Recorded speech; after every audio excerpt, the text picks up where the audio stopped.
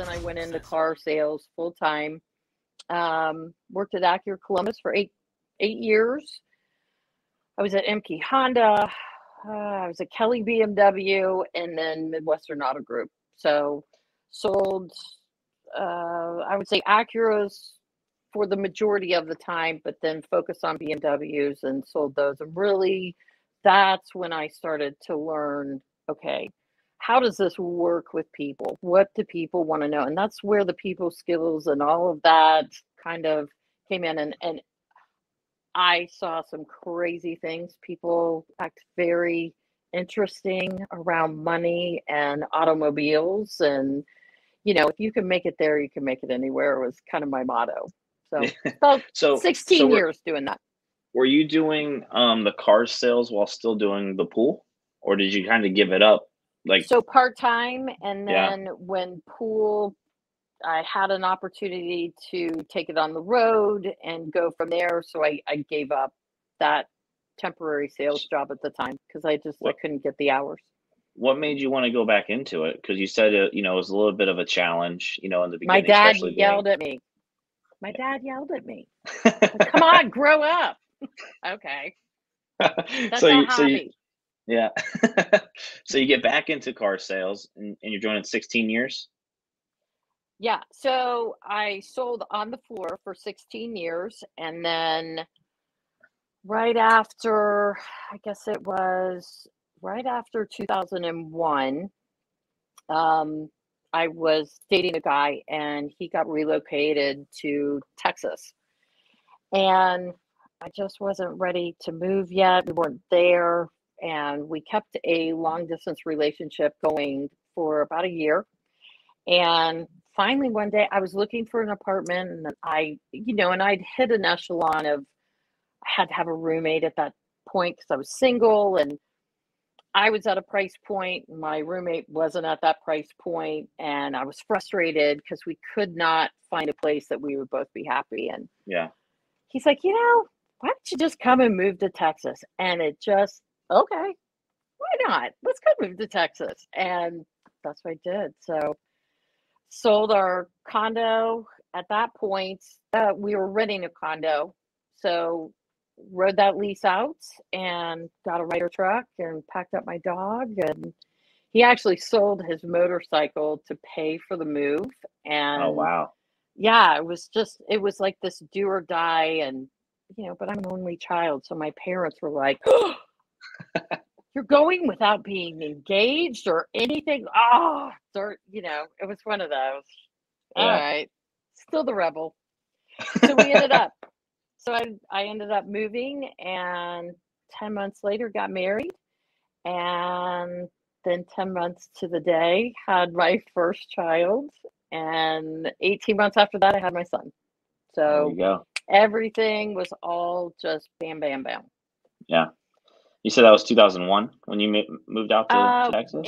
Actually moved at the end of 2002. Got married in 2003.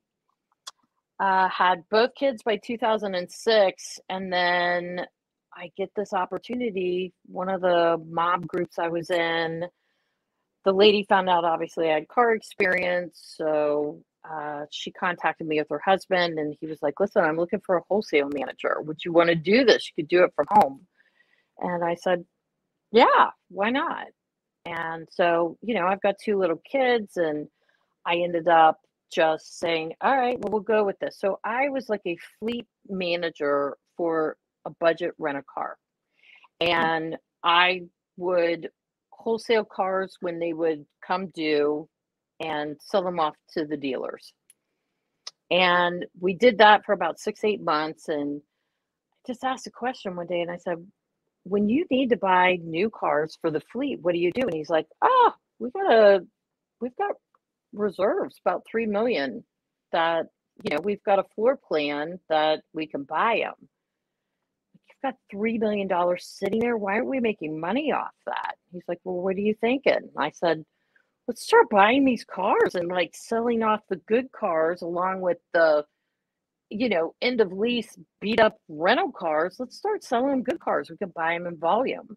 So he made me a deal, and he said, listen, if you pre-sell them, you can buy them off the market line, and as long as they're pre-sold, you can bring transport haulers in. Long story short, that went on for about 4 years, and I had 10 car haulers pulling off the auctions that we would buy. And I probably have 6 to 8 of these car haulers with 10 cars apiece on them coming in from Central and South Florida, Nevada, Vegas, and then North, Central, and Southern California. So you lined up buyers for these before you guys ever even purchased them. Correct.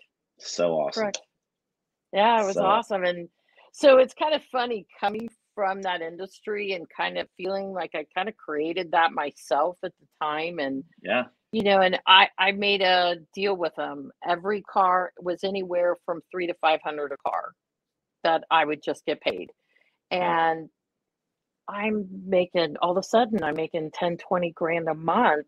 And I had to put my kids in daycare. Like, we were prepared for this. Like, it just was this runaway train. And so I was kind of a day trader during the day. I just watched Manheim, and towards the season change. So I focused a lot on seasonal areas where, you know, 50,000 minivans were dropping off in Vegas or South Central Florida. A lot of those, because they were coming off of rental cars, but they were the nice rental areas. And when they would throw 50,000 of those Grand Caravans, they'd plummet in price. Right. So for me to pick them up was dirt cheap. Had to pay for the hauler. But down here where I lived, and I lived literally 30 minutes from the border of Texas and Mexico, they couldn't get cars down here because we were the end of the earth. Right. So I could sell them for a premium price, and it was kind of this untapped market at the time. We kind of rode the wave for about 4.5 years doing that.